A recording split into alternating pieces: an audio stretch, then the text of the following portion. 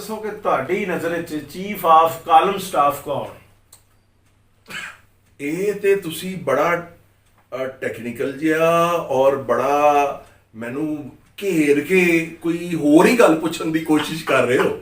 ਇਹ ਮੈਨੂੰ ਪਤਾ ਹੈ। ਨਹੀਂ ਜੀ, ਮੈਂ ਕਹਿ ਰਿਹਾ ਕਿ ਵੱਡਾ ਕਾਲਮ ਲਗਾ ਮੇਰ ਸਾਹਿਬ, ਮੈਂ ਤੁਹਾਡੀ ਉਸਤਾਦੀ ਮੰਨ ਗਿਆ। ਇਹ ਕਦੇ ਕਦੇ ਤਾਂ ਜ਼ਮੀਰ ਜਾਗ ਹੀ ਜਾਂਦਾ ਨਾ ਬੰਦੇ ਦਾ, ਤੇ ਚਲੋ ਰੋਜ਼ ਨਾ ਜਾਗੇ, ਕੋਈ ਸਾਲ ਚ ਇੱਕ ਅੱਧੀ ਦਫਾ। ਉਹ ਸ਼ਾਇਦ ਦਿਨ ਜਿਹੜਾ ਨਾ, ਉਹ ਉਸ ਦਿਨ ਮੇਰਾ ਜ਼ਮੀਰ ਕੋਈ ਬਹੁਤ ਹੀ ਜਾਗਿਆ ਹੋਇਆ ਸੀ। ਅੱਛਾ। ਮੈਂ ਕਿਹਾ ਯਾਰ ਕੀ ਹੈ, ਇਹ ਹਮ क्या कर रहे हैं। ਤੇ ਉਸ ਦਿਨ ਫਿਰ ਮੇਰੇ ਕੋਲ ਕਾਲਮ ਨਹੀਂ ਲਿਖਿਆ ਗਿਆ। तो मेरी ਜਿਸ ਦਿਨ ਜ਼ਮੀਰ ਜਾਗਿਆ ਸੀ ਤੇ ਕਿਸੇ ਨੇ ਕਿਹਾ ਤੇ ਨਹੀਂ ਸੀ ਜਾਗਦੇ ਰਹਿਣਾ, ਮੇਰੇ ਤੇ ਨਾ ਰਹਿਣਾ। ਮੈਂ ਦੱਸੋ ਕਿ ਇੱਕ ਮੀਰ ਬੱਟ ਦੇ ਘਰ ਆਇਆ ਤੇ ਉਹਦੇ ਨਾਲ ਕੀ ਸਲੂਕ ਹੋਏਗਾ? ਉਹਦੇ ਨਾਲ ਇੰਟਰਵਿਊ ਤੋਂ ਬਾਅਦ ਬਹੁਤ ਅੱਛਾ ਸਲੂਕ ਹੋਏਗਾ। तैयारी की हुई है पूरी। अस्सलामुअलैकुम जी, मैं हूं ताहिर सरवर मीर और आप देख रहे हैं मीर टाकीज। भट्ट साहब अस्सलामुअलैकुम। वालेकुम सलाम। तौफीक भट्ट साहब आज हमारे मेहमान हैं। मैं इनके घर हाजिर हुआ और भट्ट साहब की तारीफ करना इस तरह ही है कि जिवें मोहम्मद अली बाक्सर की तारीफ करना है या ਉਹਦਾ तारफ कराना है। भट्ट साहब की हाल है, कैसा चल रही? जी अल्लाह का शुक्र है जी। ਅਸੀਂ ਪੰਜਾਬੀ ਉਰਦੂ ਮਿਕਸ ਗੱਲ ਕਰ ਸਕਦੇ ਹਾਂ। ਜੀ ਜੀ ਜੀ ਜੀ ਬਿਲਕੁਲ ਮਿਕਸ ਗੱਲ ਕਰੋ ਤੁਸੀਂ। ਮੈਨੂੰ ਇਹ ਦੱਸੋ ਕਿ ਇੱਕ ਮੀਰ ਬੱਟ ਦੇ ਘਰ ਆਇਆ ਤੇ ਉਹਦੇ ਨਾਲ ਕੀ ਸਲੂਕ ਹੋਏਗਾ? ਉਹਦੇ ਨਾਲ ਇੰਟਰਵਿਊ ਤੋਂ ਬਾਅਦ ਬਹੁਤ ਅੱਛਾ ਸਲੂਕ ਹੋਏਗਾ। ਤਿਆਰੀ ਕੀਤੀ ਹੋਈ ਹੈ ਪੂਰੀ। ਭੱਟ ਸਾਹਿਬ, ਤੁਹਾਡਾ ਗਜਰੇਲਾ ਤੇ ਤੁਹਾਡੇ ਘਰ ਦੇ ਖਾਣੇ ਖਾ ਖਾ ਕੇ ਤੇ ਇੱਥੋਂ ਤੱਕ ਅਸੀਂ ਜਨਾਬ ਪਹੁੰਚੇ ਹਾਂ। ਔਰ ਭੱਟ ਸਾਹਿਬ ਨੇ ਮੇਰੇ ਨਾਲ ਦੇਖੋ ਉਹ ਕਹਿ ਕੀ ਰਹੇ ਨੇ, ਕਹਿ ਰਹੇ ਨੇ ਕਿ ਤੁਹਾਡੇ ਨਾਲ ਇੰਟਰਵਿਊ ਤੋਂ ਬਾਅਦ ਅੱਛਾ ਸਲੂਕ ਹੋਏਗਾ।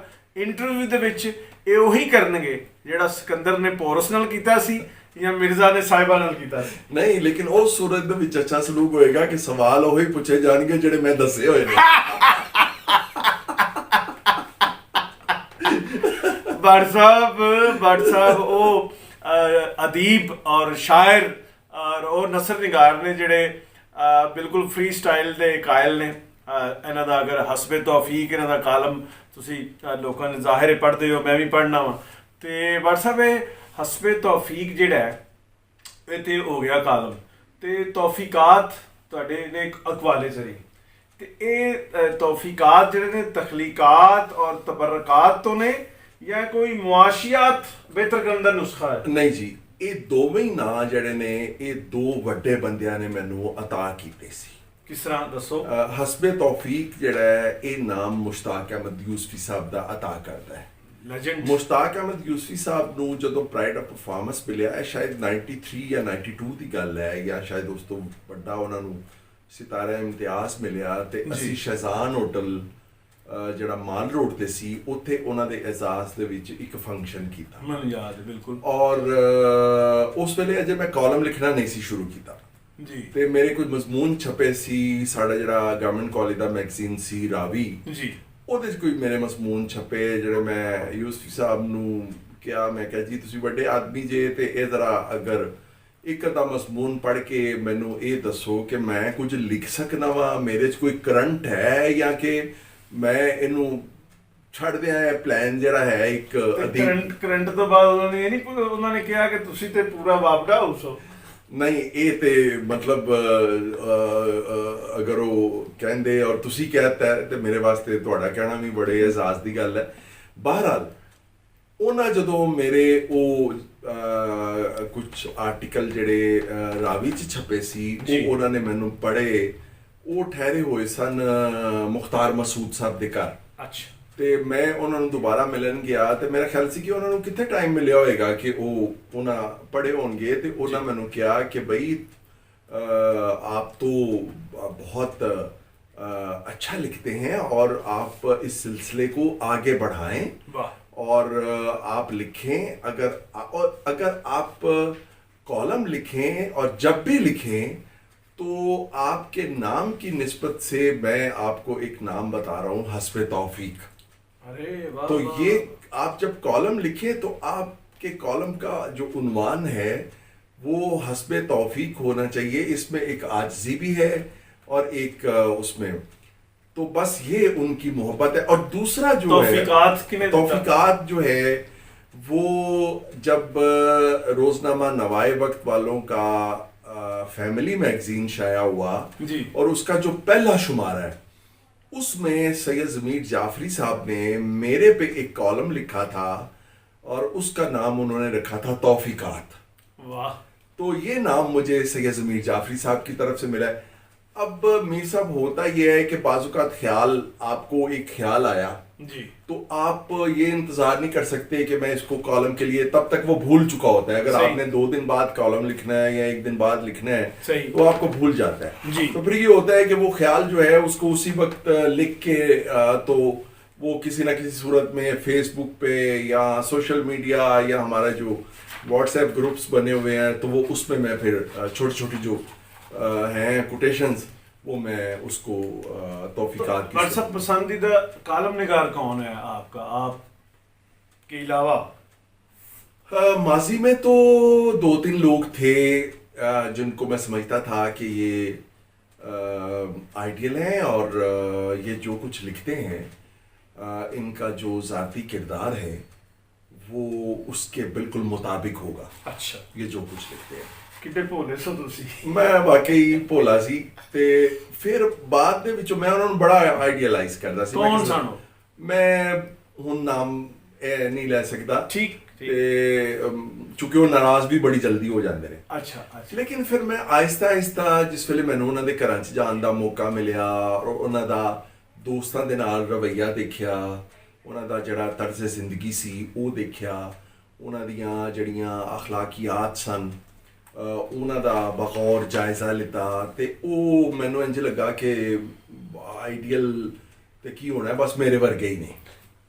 बट साहब तो 2 गल्ला ने, एक तो है उनका लिखने की स्किल जो है और एक उनका ज़ाती करैक्टर है. जी हाँ. तो ज़ाती करैक्टर से वो आपने जो स्ट्रेचर सेट किया था वहां से नीचे आए, वैसे तो स्किल्ड तो थे. देखें मैं मीर साहब ये समझता हूँ कि उतनी देर तक जी आपकी तहरीर का मुआशरे पर असर ही नहीं हो सकता जब तक आपका ज़ाती किरदार जो है वो उसके मुताबिक ना हो. देखें बात ये है कि लोग आपको सिर्फ सुन नहीं रहे होते, लोग आपको पूरी तरह से देख रहे होते हैं कि आपका एक लाइफ स्टाइल क्या है, तर्ज ज़िंदगी क्या है, आपका अखलाकियात क्या है. तो अगर आप टेलीविजन पे आके कुछ और बोलें और ज़ाती हैसियत में आपका किरदार उन जो तकरीरें हैं या तहरीरें हैं उनसे अगर बिल्कुल ही उल्ट हो, जी ठीक, चले 19-20 का फर्क तो यानी होता तुसी बिलीव करते हो कि संभा मसम्मा होना चाहिए. मैं समझना वा कि इंसान टीवी दे उत्ते बैठ के ओही गल करे ਜਿਹੜੀ ਗੱਲ ਬੰਦਾ ਜਿਹੜਾ ਹੈ ਉਹ ਜਾਂ ਲੋਕਾਂ ਦੀਆਂ ਉਹ ਖਾਮੀਆਂ ਜਿਹੜਾ ਹੈ ਉਹਨਾਂ ਦਾ ਤਸਕਰਾ ਕਰੇ ਜਿਹੜੀਆਂ ਖਾਮੀਆਂ ਇਨਸਾਨ ਦੇ ਵਿੱਚ ਨਾ ਹੋਣ. ਦੇਖੋ ਨਾ ਇਹ ਤੇ ਫਿਰ ਮੈਂ ਇੱਥੇ ਮੀਰ ਸਾਹਿਬ ਇੱਕ ਗੱਲ ਮੈਂ ਗੱਲ ਮੁਕਾ ਦਿਆਂਗਾ, ਮੇਰਾ ਜਵਾਬ ਕੁਝ ਥੋੜਾ ਜਿਹਾ ਲੰਬਾ ਹੋ ਕਿ ਅਸੀਂ ਜਿਹੜੇ ਬਾਰ-ਬਾਰ ਪਾਰਟੀਆਂ ਬਦਲਦੇ ਨੇ ਸਿਆਸਤਦਾਨ ਜੀ, ਅਸੀਂ ਉਹਨਾਂ ਨੂੰ ਟੈਲੀਵਿਜ਼ਨ ਤੇ ਬੈਠ ਕੇ ਲੋਟਾ ਕਹਿੰਦੇ ਆ. ਠੀਕ, ਆਪਣੀਆਂ ਤਹਿਰੀਰਾਂ ਦੇ ਵਿੱਚ ਵੀ ਲੋਟਾ ਕਹਿੰਦੇ ਆ. ਤੁਹਾਡਾ ਕੋਈ ਨਜ਼ਰਿਆਤੀ ਇਖਤਲਾਫ ਹੋ ਸਕਦਾ ਹੈ ਕਿਸੇ ਅਖਬਾਰ ਨਾਲ, ਕਿਸੇ ਇਦਾਰੇ ਨਾਲ, ਕੋਈ ਹੋਰ 100 ਕਿਸਮ ਦੀਆਂ ਜਾਂ ਪ੍ਰੋਬਲਮਸ ਹੋ ਸਕਦੀਆਂ ਨੇ. ਉਹਦੇ ਮੁਤਾਬਿਕ ਤੇ ਕਿਸੇ ਅਖਬਾਰ ਨੂੰ ਜਾਂ ਇਦਾਰੇ ਨੂੰ ਖੈਰਬਾਦ ਕਹਿਣਾ ਜਿਹੜਾ ਹੈ ਉਹ ਇੱਕ ਬਿਲਕੁਲ ਮੁਖਤਲਿਫ ਗੱਲ ਹੈ. ਠੀਕ, ਲੇਕਿਨ ਜਦੋਂ ਸਿਰਫ ਤੁਸੀਂ ਜ਼ਿਆਦਾ ਪੈਸਿਆਂ ਦੇ ਚੱਕਰ 'ਚ ਜਾਂ ਲਾਲਚ ਦੇ ਵਿੱਚ ਆ ਕੇ ਇੱਕ ਇਦਾਰੇ ਦੇ ਨਾਲ ਆਪਣੀ ਤਵੀਲ ਰਫਾਕਤ ਖਤਮ ਕਰ ਦਿੰਦੇ ਹੋ, ਸਿਰਫ ਲਾਲਚ ਆ, ਠੀਕ, ਤੇ ਤੁਸੀਂ ਦੂਸਰੇ ਪਾਸੇ ਚਲੇ ਜਾਂਦੇ ਹੋ. ਫਿਰ ਤੁਸੀਂ ਕਿਸ ਮੂੰਹ ਨਾਲ ਟੈਲੀਵਿਜ਼ਨ ਦੇ ਉੱਤੇ ਬੈਠ ਕੇ ਉਹਨਾਂ ਲੋਕਾਂ ਤੇ ਤਨਕੀਦ ਕਰ ਸਕਦੇ ਹੋ ਜਿਹੜੇ ਜ਼ਾਤੀ ਮਫਾਦਾਤ ਦੀ ਖਾਤਰ ਔਰ ਐਸੇ ਕਿਸਮ ਦੇ ਮਫਾਦਾਤ ਦੀ ਖਾਤਰ ਇੱਕ ਪਾਰਟੀ ਚੋਂ ਦੂਸਰੀ ਪਾਰਟੀ ਚਲੇ ਜਾਂਦੇ ਨੇ. ਮੇਰੀ ਸਿਰਫ ਇੱਥੇ ਲਾਸਟ ਮੈਂ ਤੁਹਾਨੂੰ ਇਹ ਕਹਾਂਗਾ ਕਿ ਮੈਂ ਇਹ ਕੋਸ਼ਿਸ਼ ਕਰਨਾ, ਮੇਰੀ ਕੋਸ਼ਿਸ਼ ਹੁੰਦੀ ਹੈ, ਮੈਨੂੰ ਨਹੀਂ ਪਤਾ ਕਿ ਮੈਂ ਇਹਦੇ 'ਚ ਕਾਮਯਾਬ ਹੋਣਾ ਜਾਂ ਨਹੀਂ ਹੋਣਾ, ਕਿ ਮੈਂ ਸਿਰਫ ਲੋਕਾਂ ਦੀਆਂ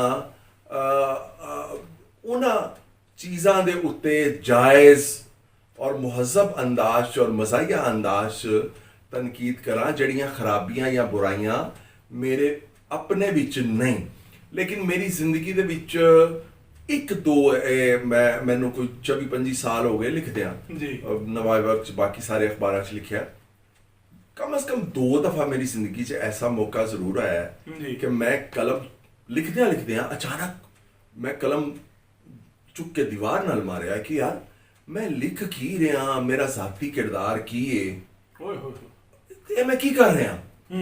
ਤੇ ਮੈਂ ਉਸ ਕਾਲਮ ਨੂੰ ਉੱਥੇ ਹੀ ਬੰਦ ਕਰ ਦਿੱਤਾ ਕਿ ਯਾਰ ਮੈਨੂੰ ਇਹ ਚੀਜ਼ ਜਿਹੜੀ ਹੈ ਨਹੀਂ ਲਿਖਣੀ ਇੱਕ ਦੋ ਕਾਲਮ ਨੇ ਜਾਂ ਜ਼ਿਆਦਾ ਨੇ?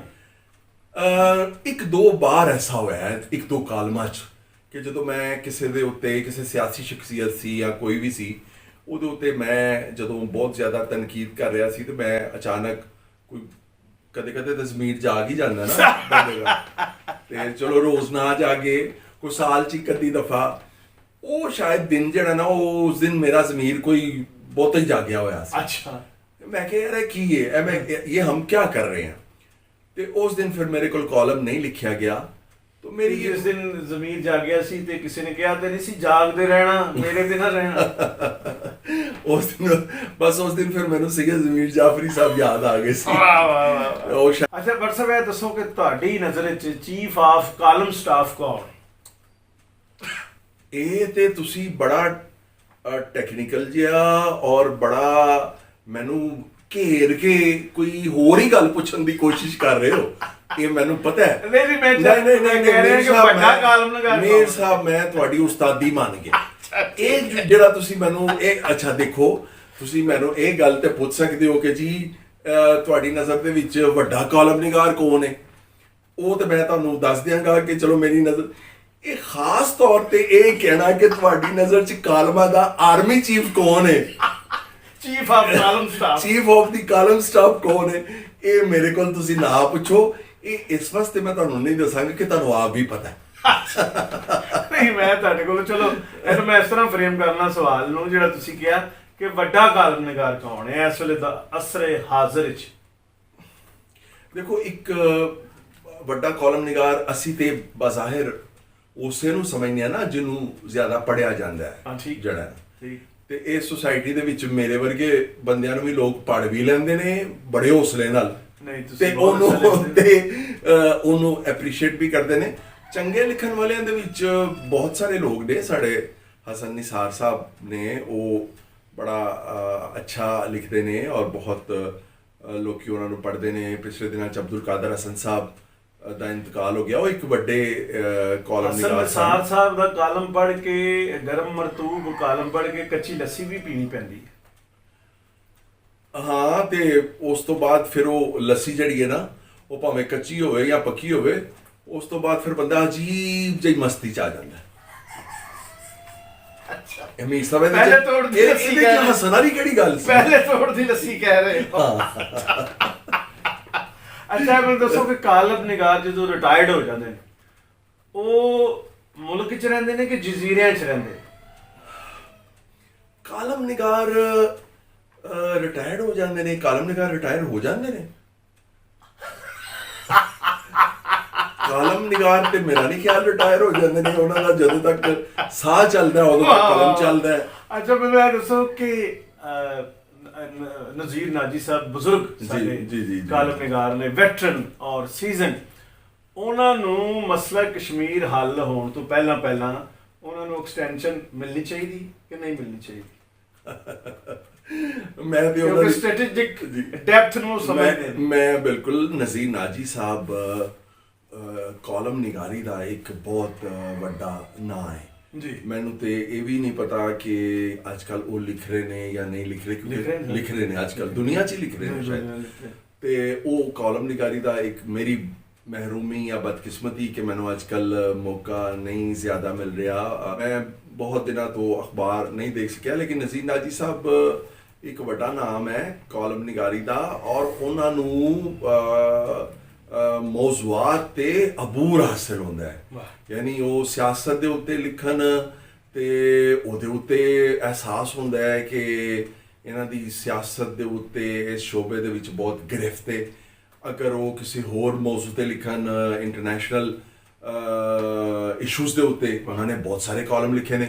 ਤੁਸੀਂ ਇਹ ਤਸੱਵਰ ਨਹੀਂ ਕਰ ਸਕਦੇ ਕਿ ਇੱਕ ਜਿਹੜਾ ਸ਼ਖਸ ਹੈ ਜਿਹੜਾ ਖੁਦ ਇਤਰਾਫ ਕਰਦਾ ਹੈ ਕਿ ਮੈਂ ਜ਼ਿਆਦਾ ਪੜ੍ਹਿਆ ਲਿਖਾ ਨਹੀਂ ਹਾਂ, ਜੀ, ਉਹ ਆਦਮੀ ਜਿਹੜਾ ਹੈ ਉਹਨੂੰ ਆਲਮੀ ਜਿਹੜੀ ਸਿਆਸਤ ਹੈ ਜਾਂ ਬਾਕੀ ਜਿਹੜੇ ਸਾਡੇ ਆਲਮੀ ਮੌਜ਼ੂਆਤ ਨੇ ਉਹਨਾਂ ਦੇ ਉੱਤੇ ਇਸ ਕਦਰ ਅਬੂਰ ਹੋਵੇ ਅਬੂਰ, ਜੀ ਕਿ ਵਾਹ। ਉਹ ਪੜ੍ਹ ਕੇ ਬੰਦਾ ਹੈਰਾਨ ਹੋ ਜਾਏ ਕਿ ਯਾਰ ਇਹ ਕਾਲਮ ਜਿਹੜਾ ਹੈ ਇਹ ਇੱਕ ਇਹ ਮੇਰਾ ਐਸੀ ਖਿਆਲ ਹੈ ਸ਼ਖਸ ਨੇ ਲਿਖਿਆ। ਭੱਟ ਸਾਹਿਬ ਤੁਸੀਂ ਵੀ ਜਾਣਦੇ ਹੋ, ਮੈਂ ਵੀ 33-34 ਸਾਲ ਹੋ ਗਏ ਮੈਨੂੰ ਜਰਨਲਿਜ਼ਮ ਕਰਦਿਆਂ। ਨਾਜੀ ਸਾਹਿਬ ਦੀ ਅਕੈਡਮਿਕ ਕੁਆਲੀਫਿਕੇਸ਼ਨ ਨਹੀਂ ਸੀ, ਬਚਪਨ 'ਚ ਐਸੇ ਹਾਲਾਤ ਨਹੀਂ ਸਨ ਕਿ ਉਹ ਐਚਈਸਨ ਪੜ੍ਹਦੇ ਜਾਂ ਕਿਸੇ ਅੱਛੇ ਸਕੂਲ ਪੜ੍ਹਦੇ ਜਾਂ ਨਾਰਮਲ ਸਕੂਲ ਵੀ ਪੜ੍ਹਦੇ, ਲੇਕਿਨ ਬਾਅਦ 'ਚੋਂ ਤੇ ਉਹਨਾਂ ਨੇ ਬਹੁਤ ਰਿਆਜ਼ਤ ਕੀਤੀ ਹੈ।